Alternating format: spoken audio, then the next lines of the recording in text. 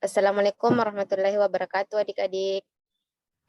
Waalaikumsalam warahmatullahi wabarakatuh. Baik, sebelum kita masuk pada pembelajaran hari ini, alangkah baiknya kita membaca doa terlebih dahulu. Baca doa dimulai. Amin. Baik, untuk ketua kelasnya, jangan lupa teman-temannya hari ini di absen ya. Iya, Bu. Baik, langsung saja kita masuk pada mata pembelajaran kita hari ini, yaitu peradaban Islam pada masa Daulah Abbasiyah. Slide kedua, yaitu sejarah lahirnya Daulah Abbasiyah.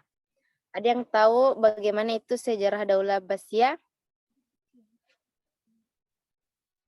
Tidak, Bu.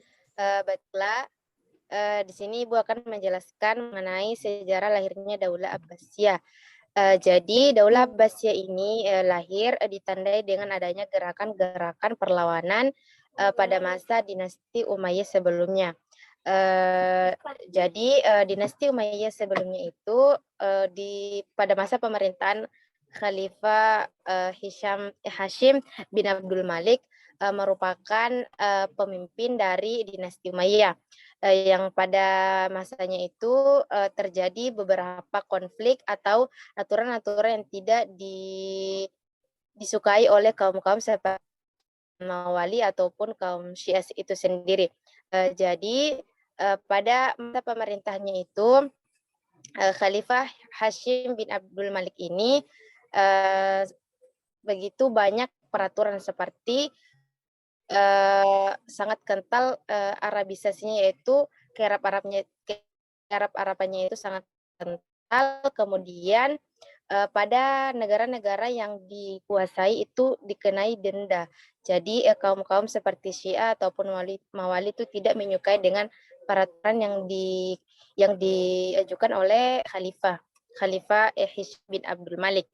Nah, pada itulah terjadi yang namanya gerakan perlawanan yang dipimpin oleh Muhammad Ali yang mendapat dukungan dari kelompok Syiah dan Mawali yang sebelumnya tidak menyukai aturan yang diajukan oleh Khalifah Hashim bin Abdul Malik ini. Nah, setelah adanya gerakan perlawanan tersebut, munculnya Daulah Abbasiyah. Nah, jadi Daulah Abbasiyah ini setelah diangkat menjadi khalifah, maka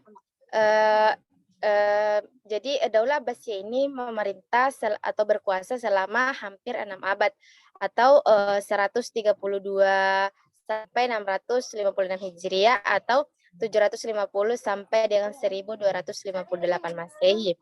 Yang dimana dari Daulah Abbasiyah ini didirikan oleh Abdul Abbas As-Saffah dibantu oleh Abu Muslim Al-Khurasani, yaitu seorang panglima muslim yang berasal dari Khurasan, Persia, dan Abu Ja'far Al-Mansur.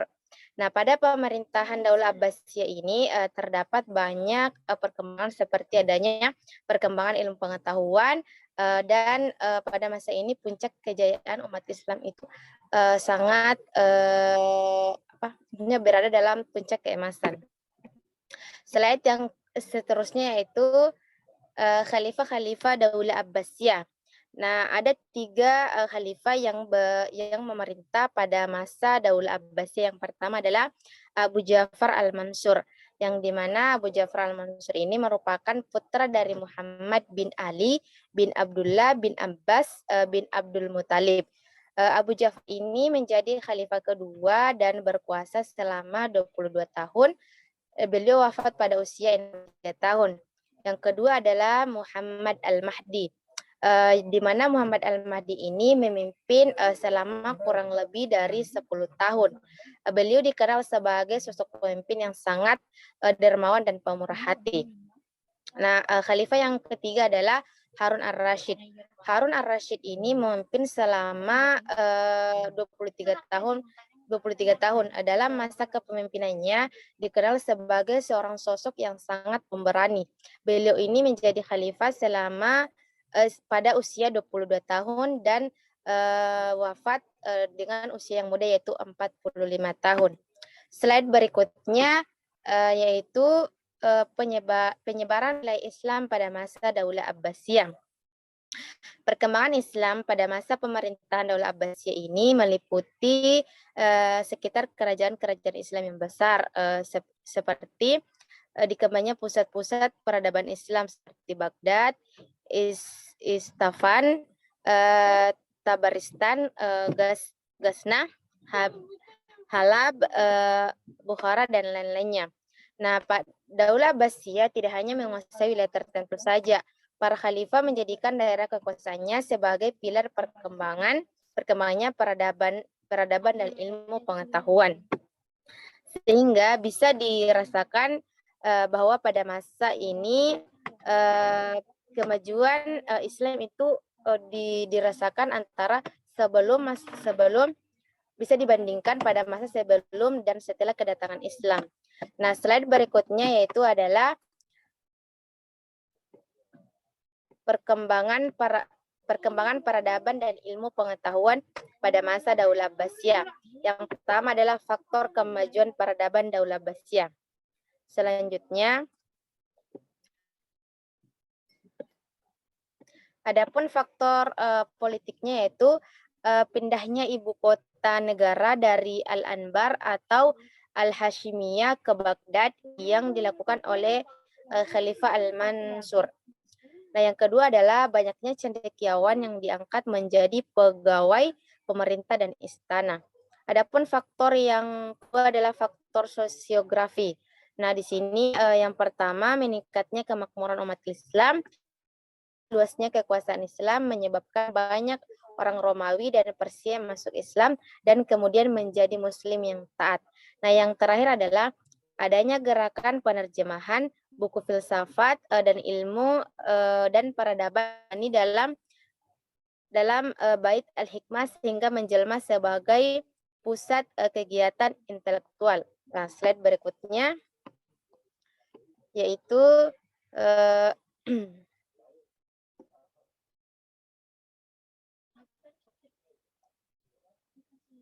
slide berikutnya adalah indikator kemajuan peradaban Daulah Abbasiyah. Nah, di sini ada perkembangan ilmu keagamaan. Di era Daulah Abbasiyah ini, perkembangan ilmu sudah sangat maju, seperti adanya perkembangan keilmuan tafsir, hadis, dan fikih.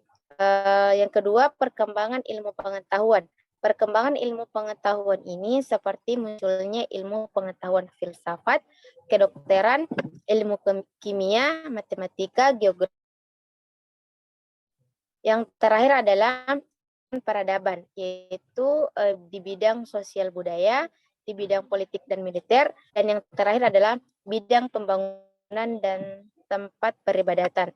Nah, itulah tadi materi yang sempat Ibu sampaikan hari ini.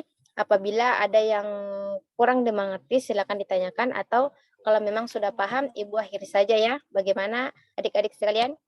Apakah sudah paham?